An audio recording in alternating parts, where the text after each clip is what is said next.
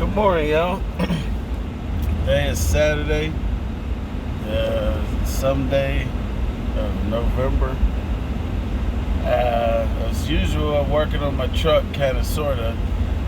I got an APU to put on my truck, and water pump, the alternator, both the alternator pivot bolt broke inside the water pump. It's part of the water pump. So I was drilling the bolt out. I got impatient, so I hit it with a fucking hammer. And of course, that broke the pivot off of the water pump. It's the spacer that goes behind the water pump. So I drive to my buddy's house, and he's going to weld his aluminum. I probably could have found somebody to do it. He's 100 miles away, but he's a good guy. A lot of stuff I can relate to him with a lot of things. So we drive out there, let him weld it back, and put this water pump back on my APU so I can get it on my truck, because it's the time of year now. It's cold out and stuff like that. So I want to make sure that, okay, goddamn, won't get stranded, because my batteries will be charging, and I ain't got to unplug my refrigerator because the generator on the APU. It's a Rigmaster APU, self-contained unit. It got the self-contained air conditioning, self-contained heat. I mean, it's all in one. It ain't like a trap pack or something where you got to plumb it into the truck system. It's self-contained. Everything's self-contained. All you got to do is put it on your truck, put the blower unit inside your truck. It got a heater core in it, so you put that in your truck and just put the control unit in there, you're done.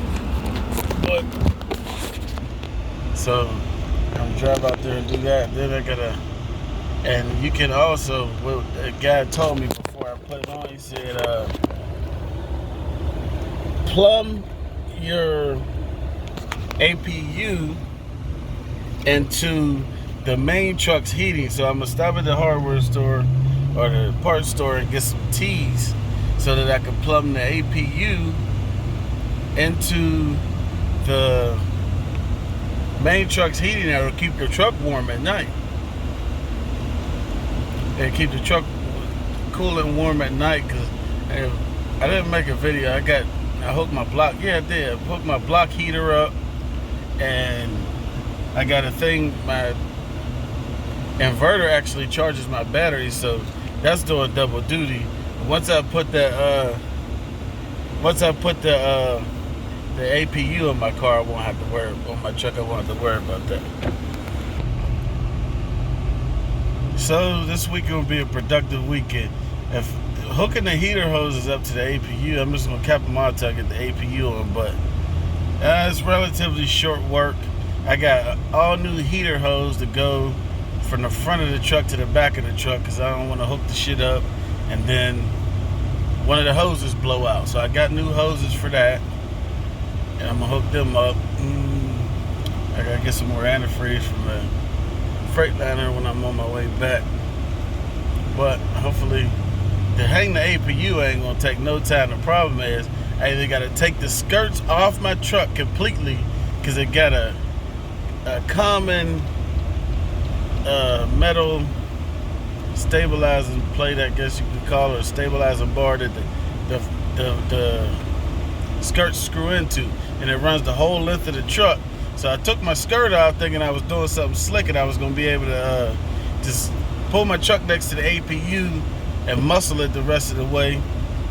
Got a few ideas. I always got an idea, but I could jack it up or whatever. But I'm either have to take the skirts all the way off so that bar comes off, or rod, I don't know what to call it, connection point, or I'm gonna have to get it up high enough, which is probably about 3.5, 4 feet off the ground, and then I gotta get it over them and then attach. Look at this idiot.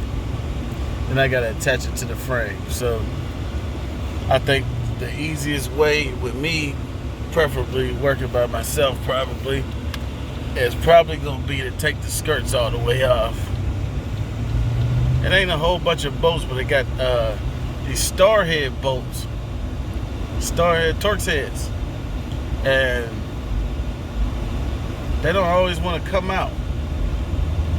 and the stainless bolts screwed in the metal, and they rust, and they got corrosion, and they break, and they strip out. So I was gonna cut that part off of the skirt, just cut that lead up part off, but I like the full fairing look, better fuel economy. To me, it just looks better. I don't want to have to look at that APU all the time. The guy gave it to me for free, real nice guy. I bought the fifth wheel hitch off and he gave me the APU, so I'm put it on. I still got to change the oil in it. I'm putting a new alternator on it. Then I got to plumb it into the gas tank, which is a whole nother ball game. Because you got to, I think, because it got a fuel pickup, and it's probably about long as my arm. And you put the two fuel lines from the APU into it. Why this dude? Oh my God, he done got his little BMW. He got his little paper plate on there. He keep running up on me. I don't want to have to put this twin turbo on him on Saturday. It's early. I'm gonna just go ahead and put it on and get him out my hair. Let him got there and run down the highway 1,000,000 miles an hour. This twin turbo ain't for kids. I ain't gonna put it in sport mode. I'm gonna leave it in comfort mode. Just whatever. Yeah. So you gotta.